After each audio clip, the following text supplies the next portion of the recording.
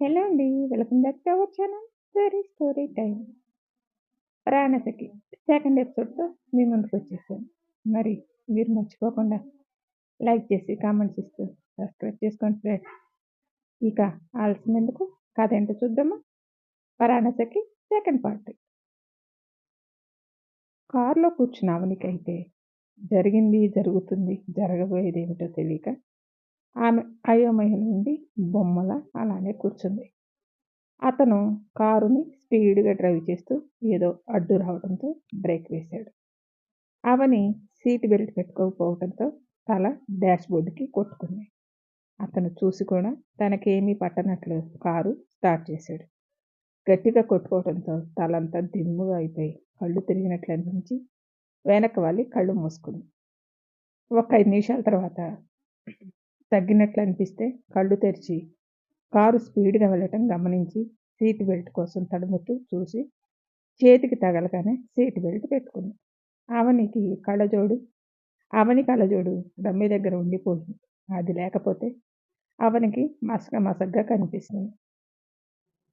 అతనికి తన పక్కన మనిషి ఉందే అనే ధ్యాస లేదు. సీరియస్‌గా డ్రైవ్ చేస్తూ ఉన్నాడు. అవని నెమ్మదిగా షాక్ నుంచి తేరుకొని, ఎవరు నువ్వు? ఎందుకిలా చేశావు? అని అడిగింది. అవని అడిగిన దానికి ఉలుకు లేదు, పలుకు లేదు. కనీసం అవని వైపు తల తిప్పి కూడా చూడలేదు. మిమ్మల్ని అడుగుతుంది. మాట్లాడండి. ఎందుకు నా మెడలో తాళి కట్టారు? అని అతని వైపు చూసింది కానీ కారులో లైట్ లేదు. పైగా కళ్ళు సరిగా కనిపించక అతను కనిపించలేదు. అవని తననే అడుగుతుందనే ధ్యాస లేదు. అవనికి అడిగి నీరసం వచ్చి గొంతు ఎండిపోయింది. మంచినీళ్ళ కోసం వెతికింది కానీ వాటర్ బాటిల్ లేదు. మాట్లాడకపోయారు. కనీసం తాగటానికి వాటర్ అయినా ఇస్తారా? అని అడిగింది. ఏమైనా మాట్లాడతాడేమని చూసింది. ఏమీ మాట్లాడలేదు. మంచినీళ్ళు కూడా ఇవ్వకుండా నన్ను చంపేద్దామని తీసుకువెళ్తున్నారా? అని అన్నది అవని. అతను కారు సడన్‌గా ఆపాడు. ఏమైనా అంటాడేమని భయమేసి అవని ముడుచుకుని భయంగా కూర్చుంది. అతను డోర్ తీసి దిగి డోర్ కోపంగా వేసి వెళ్ళాడు. అవని అతను ఎక్కడికి వెళ్ళాడా అని అద్దంలోంచి చూస్తే మసగ్గా రోడ్డు దాటడం కనిపించింది. అతను వచ్చేలోపు కారులో నుంచి దిగి వెళ్ళిపోతే అని ఆలోచన రాగానే గబగబా కారు దిగి సరిగా కనిపించకపోయినా అలాగే నడుచుకుంటూ ముందుకి వెళ్లకుండా వెనక్కి వెళ్ళిపోయింది. ఇందాక వచ్చేటప్పుడు రోడ్డు పక్కన లైట్లు కనిపించడం ఆమెని గమనించింది. అందుకే అక్కడికి వెళ్ళి ఇంటికి ఫోన్ చేద్దామని చీర పైకి పట్టుకొని గబగబా నడుచుకుంటూ వెళ్ళింది. అతను షాప్లో వాటర్ బాటిల్ అడిగి తీసుకొని కారు దగ్గరకు వచ్చి డోర్ తీశాడు. కారులో అవని కనిపించలేదు. కోపంతో బాటిల్ సీట్లో విసిరేసి అటు ఇటు చూశాడు. ఎక్కడా అవని కనిపించలేదు. కారెక్కి స్టార్ట్ చేసి ముందుకి వెతుకుతూ వెళ్ళిపోయాడు. అవని ఎక్కడా కనిపించకపోయేసరికి అనుమానం వచ్చి కారు రివర్స్ చేసి మళ్ళీ వెనక్కి వచ్చాడు. అవనిని మండపం నుంచి అలానే తీసుకురావడంతో కాళ్ళకి చెప్పులు కూడా లేవు. రాళ్ళు గుచ్చుకుంటున్నా లెక్క చేయకుండా కళ్ళు నలుముకుంటూ ఇందాక చూసిన లైట్లు కనిపిస్తాయేమని చూస్తూ వెళ్తుంటే మిణుకుమంటూ లైట్లు కనిపించాయి. అవని ఆనందంతో లైట్లు కనిపిస్తున్నాయి, తొందరగా అక్కడికి వెళ్ళి డాడీకి కాల్ చేసి రమ్మని చెప్పాలని చీర కాళ్ళకు అడ్డుపడుతుంటే చీర కుర్చీలు ఎత్తి పట్టుకొని పరుగులాంటి నడకతో నడుస్తూ లైట్ల దగ్గరకు వచ్చేసరికి అమ్మ అంటూ ఆమెని కింద కూర్చొని కాళ్ళల్లో గుచ్చుకుంది. ఏంటా అని చెయ్యి పెట్టి చూసి మళ్ళీ అమ్మ అంటూ అరిచి నొప్పితో అల్లాడిపోయింది.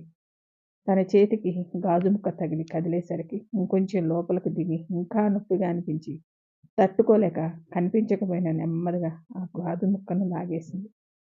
బాధతో కళ్ళ వెంట నీళ్లు కారుతున్నాయి. అలాగే పైకి లేచి కుంటుకుంటూ లైట్లు కనిపిస్తున్న దాని దగ్గరకు వచ్చింది.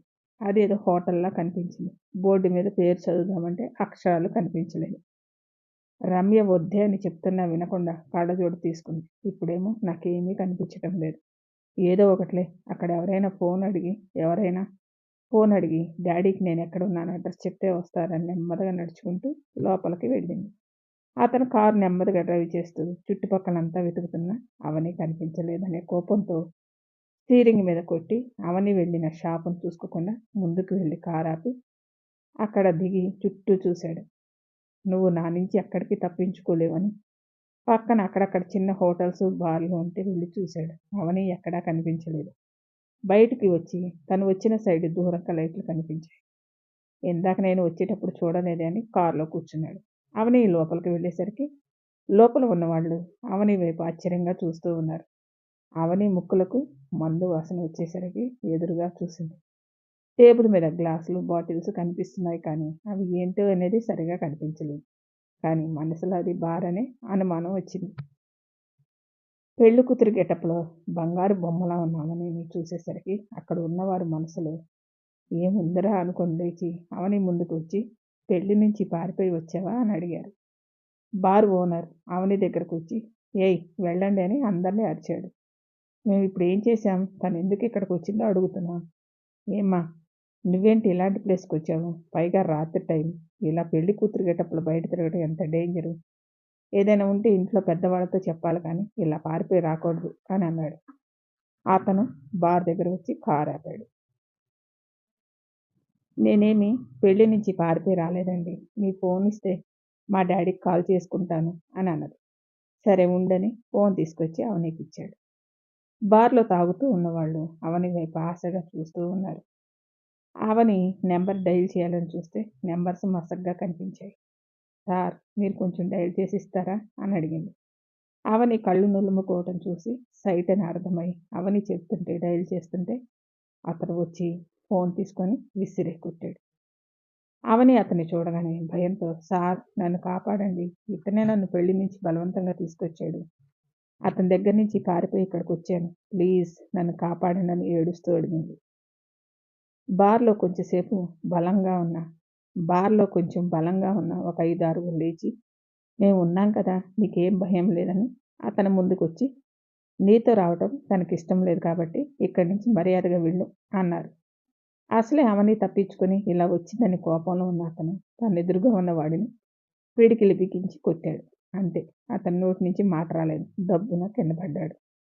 అవనికి సరిగా కనిపించకపోయినా కొట్టాడని మాత్రం అర్థం చేసుకొని భయపడింది. మిగిలిన వాళ్ళు ఒకేసారి మీదకొచ్చారు. అవని వైపు కోపంగా చూస్తూనే తన మీదకొచ్చిన వాళ్ళని పట్ పట్టుమంటూ 4 దెబ్బల్లో అందరు కింద పడేలా చేశాడు. అతను తన వైపు చూస్తున్నాడని అర్థం చేసుకొని మెల్లగా బయటికి వెళ్తుంటే చెయ్యి గట్టిగా పట్టుకొని తనతో లాక్కొని కారు దగ్గరకు తీసుకొచ్చాడు. గాజు పెంకు గుచ్చుకున్న కాలైతే అలా లాగటంతో నొప్పి ఇంకా ఎక్కువైపోయింది. అవని చెయ్యి లాక్కొని నేను మీతో రాను, నా ఇంటికి వెళ్తాను, నన్ను వదిలే అన్నది. అతను డోర్ తీసి అవనిని ఒక్క తోపు కారులోకి తోశాడు. అవని వెళ్ళి సీట్లో పడింది. ఒక పక్క కాలు నొప్పి, ఒక చేతిని గట్టిగా పట్టుకోవడంతో నొప్పి పుడుతూ ఉంది. అవని ఏడుస్తూ నేను మనిషిని అనుకున్నావా లేక ఏదైనా వస్తువుని అనుకున్నావా అలా తోస్తున్నావు అని ఏడుస్తూ సరిగ్గా కూర్చుంది. అతను కారులో కూర్చొని కారు స్టార్ట్ చేశాడు. అవనికి ఇందాక తల డాష్ బోర్డు కొట్టుకోవడం గుర్తుకొచ్చి వెంటనే సీట్ బెల్ట్ తీసి పెట్టుకుంది. పెళ్లి చేసుకొని అత్తగారింటికి వెళ్లాల్సిన నన్ను బలవంతంగా పెళ్లి చేసుకొని తీసుకువెళ్తున్నావు. అసలు నువ్వెవరివో కూడా నాకు తెలియదు. నా మీద నీకెందుకంత కోపం అర్థం కావటం లేదు. నీకు చేసిన అన్యాయం ఏమిటి? నోరు తెరిచి చెప్తేనే కదా తెలిసేది. చెప్పకుండా ఇలా రాక్షసుల్లా బిహేవ్ చేస్తే ఏమనుకోవాలి? నా మొహానికి కళ్ళజోడు లేదు. అది పెట్టుకుంటే గానీ నీ మొహం నాకు సరిగా కనిపించదు. అప్పుడు నువ్వెవరో తెలిసి చస్తుంది అని తనలో తను మాట్లాడుకుంటూ వాటర్ అని అడిగింది. అతను అవని వైపు ఒక చూపు చూశాడు. అవనికి తను ఎంత కోపంగా చూసినా తెలియదని అర్థమై ఇందాక విసిరేసిన బాటిల్ తీసి అవని మీదకి విసిరేశాడు. అది వచ్చి అవని ముక్కుకి తగిలి ఒళ్ళో పడింది. అబ్బా అంటూ ముక్కు రుద్దుకుంటూ మరీ ఇంత కోపిష్టోడు ఏంటి? నువ్వసలు మనిషివేనా అని బాటిల్ మూత తీసి నీళ్లు తాగుతుంటే సడన్ బ్రేక్ వేసి కారు ఆపాడు. అవని తాగే నీళ్లు మీద పడ్డాయి. అవని కోపంగా నాకంటే కళ్ళు సరిగా కనిపించవు. నీ కళ్ళకేమైంది? బాగానే ఉండి ఉంటాయి కదా. ఒక పక్క మనిషి నీళ్లు తాగుతుంది కనిపించలేదా అని అలా బ్రేక్ వేశా అని కోపంగా అంది. చూడు బట్టలన్నీ ఎలా తడిచిపోయాయి అని వాటర్ తాగుతుంటే కారు స్టార్ట్ చేశాడు. ఉండవయ్యా బాబు నీళ్లు తాగనివ్వు అన్నది. అతను వినే రకమైతే అలా ఎందుకు బిహేవ్ చేస్తాడు? అవని మాట లెక్క కూడా చేయలేదు. కారు స్పీడ్ పెంచాడు. నీ గురించి తెలుసు కూడా నిన్ను అడుగుతున్నాను చూడు అని నీళ్ల బాటిల్ పక్కన పెట్టి నువ్వు నా మెడలో తాళి కట్టావని ఒక మూలన ఏడుస్తూ కూర్చునే రకాన్ని కాదు. చూడటానికి టెంగర్ బుచ్చిలా ఉంటానేమో కానీ నేను తింగరబుచ్చిని కాను. నా కళ్ళజోడు నాకు వస్తే నువ్వెవరో తెలుసుకొని వెళ్ళి పోలీస్ స్టేషన్‌లో కంప్లెయింట్ ఇస్తాను అని అన్నది. అవని అలా అనగానే కారు ఆగింది. నీకు కోపం వస్తే కారు అలా ఆపుతావని నాకు అర్థమైందిలే. నువ్వెంత సడన్ బ్రేకులు వేసి కారు ఆపినా నేనేమి ముందుకు పడను. నాకు దెబ్బ తగలదు అన్నది. అతను కారు దిగి అవని వైపు వచ్చి డోర్ తీసి అవనిని బయటికి లాగాడు. ఆవని కిందకి దిగుతుంటే ఇందాక గాజు ముక్క గుచ్చుకున్న కాలు నుంచి బ్లడ్ కారుతూ ఉంది. కాలు నేల మీద పెట్టగానే నొప్పితే కళ్ళల్లో నీళ్లు వచ్చాయి. ఆవని అక్కడే నిలబడి అటు ఇటు చూస్తూ ఎదురుగా బిల్డింగ్ కనిపించింది. ఈయనెక్కడికి తీసుకొచ్చాడు? ఎదురుగా చూస్తే ఏదో పెద్ద ఇల్లు కనిపిస్తుంది.